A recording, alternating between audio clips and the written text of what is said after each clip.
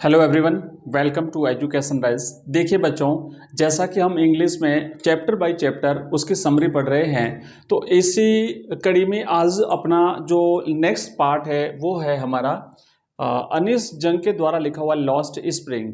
Lost spring जो है ये इसके दो भाग हैं बच्चों। ये दो पार्ट में अलग अलग स्टोरी है। पहला जो पार्ट है उसमें जो साहिब ए आलम है उसकी कहानी है, और दूसरे पार्ट में मुकेश नाम के एक लड़के की कहानी है। तो इसके दो पार्ट दो भागों में पढ़ेंगे। पहला पार्ट हम पढ़ेंगे साहिब ए आलम। इस लेसन की जो समरी हम पढ़ने जा रहे हैं, तो आइए शुरुआत करते हैं। देखो, सबसे पहले हम थोड़ा सा अनीस जंग जो है ऑथर ऑफ दिस चैप्टर उसके बारे में जान लेते हैं। अनीस जंग जो है ये एक इंडियन राइटर है। अनीस जंग ने कई किताबें लिखी है बच्चों। इंडियन राइटर अनीस जंग बहुत सारी बुक्स लिखी है, और उन्हीं बुक्स में से उनकी एक किताब है जिसका नाम है lost spring stories of stolen childhood. तो आपको ये बुक का नाम याद रखना है, क्योंकि अगर प्रश्न पूछा गया कि उनकी कौन से किताब में से लिया गया है लॉस्ट स्प्रिंग, तो उस किताब का कंप्लीट नाम जो है वो है lost spring stories of stolen childhood. She has been an columnist and editor in major newspapers in India and abroad। वो एक कॉलमनिस्ट रही है, और साथ ही साथ वो कई सारे जो न्यूज़पेपर्स हैं भारत के भी और वर्ल्ड के भी, उस न्यूज़पेपर में उसने एडिटर के रूप में अनीस जंग ने काम किया है। इन दिस स्टोरी, अगर हम बात करें लॉस्ट स्प्रिंग की, she talks about of pitiable conditions of poor children.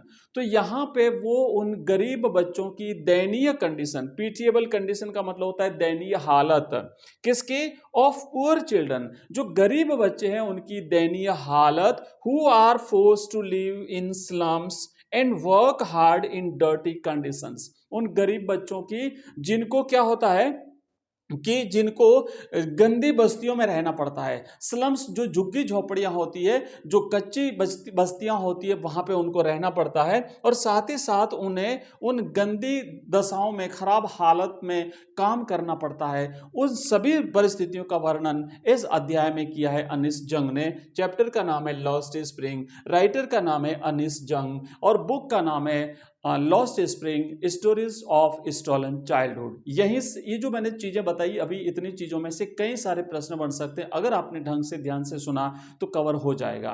तो अब देखो आगे बढ़ते हैं।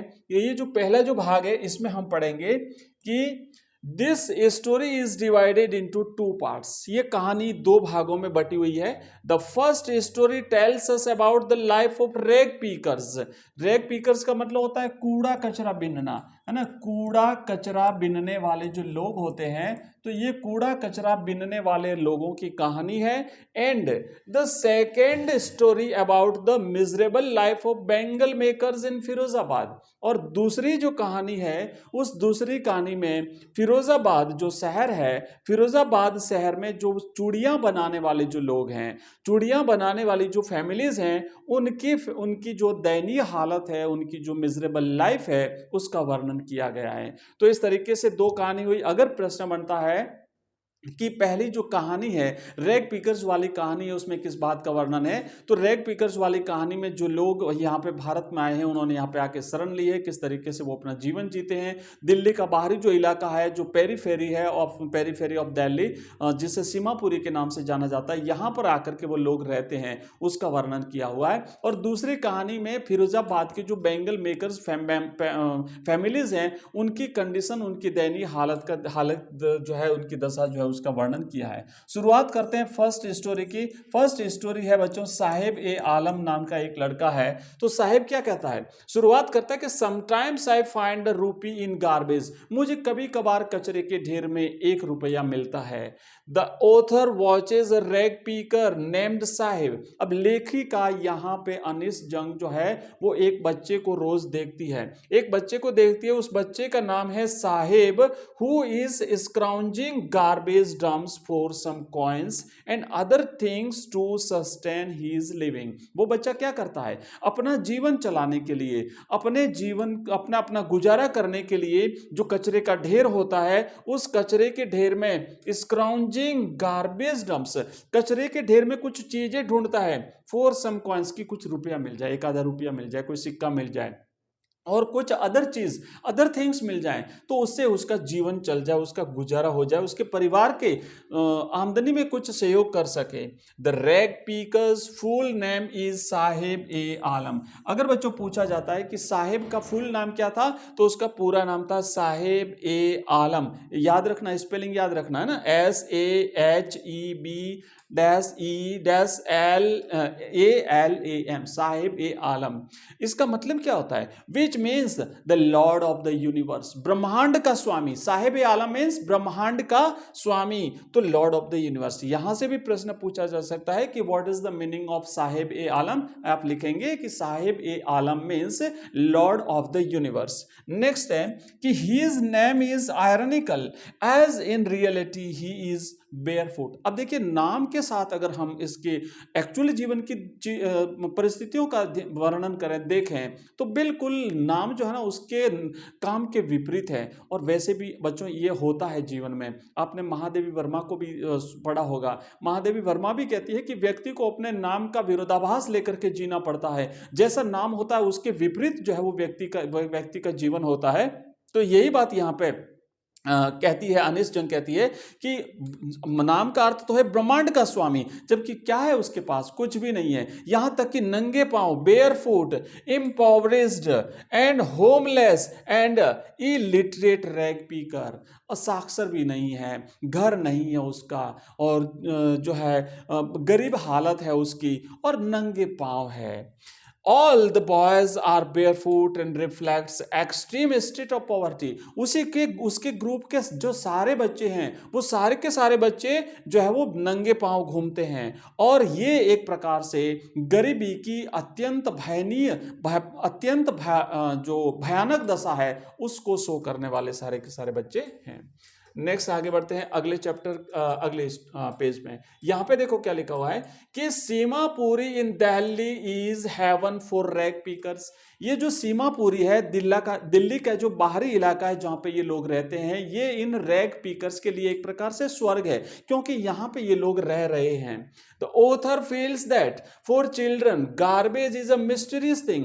जहां तक बच्चों के लिए इस गार्बेज, इस कचरे के ढेर की बात है, तो ये बच्चों के लिए एक प्रकार से एक मिस्टीरियस, एक रहस्यात्मक चीज है, रहस्य में लिपटी हुई एक चीज है। जबकि whereas for the elders it is just means of survival. लेकिन अगर हम बड़े लोगों के लिए देखें, तो बड़े लोगों के लिए ये जीवित रहने का एक साधन है ना, मीन्स ऑफ सर्वाइवल है।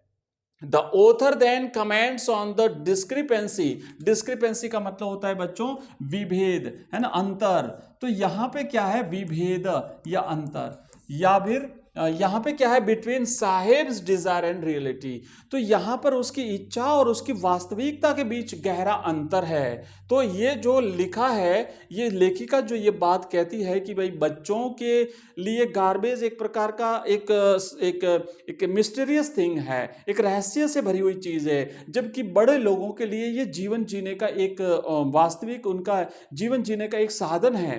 तो यहां पे ये जो है वो एक्चुअल जीवन में और उसमें अंतर बता रही है। He seems to be comfortable, enjoy pleasure of childhood, play tennis and wear shoes। वो चाहता है कि उसका जीवन आरामदायक हो, वो जो है वो बचपन को जीना चाहता है, वो टेनिस खेलना चाहता है, वो शूज पहनना चाहता है, लेकिन है नहीं ये सारी चीजें उसके पास। लेटर, बाद में, Saheb starts job in a tea stall with 800 rupees पर month and all his meals. बाद में लेखिका उस बताती है कि वो वहां पे एक टी स्टॉल पे काम करना शुरू कर देता है, और 800 रुपए उसको मंथली पेमेंट मिलता है, और साथ ही साथ उसे दिन के दोनों टाइम का भोजन जो है वो दिया जाता है। बट ही appears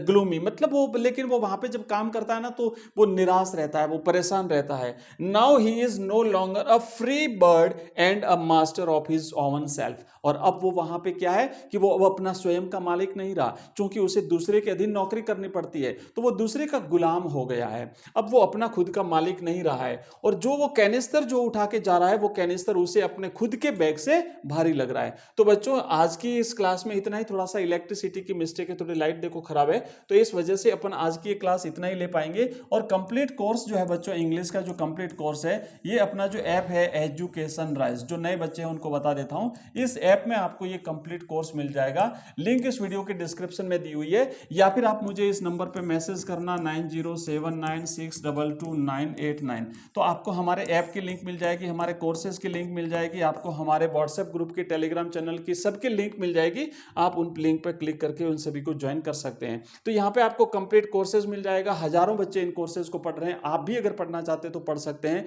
और अगर आपको डिस्काउंट चाहिए तो मैं आपको डिस्काउंट भी दे दूंगा, बट आप पढ़िए, ठीक है। तो मिलते हैं नेक्स्ट क्लास में, तब तक के लिए जय हिंद, जय भारत।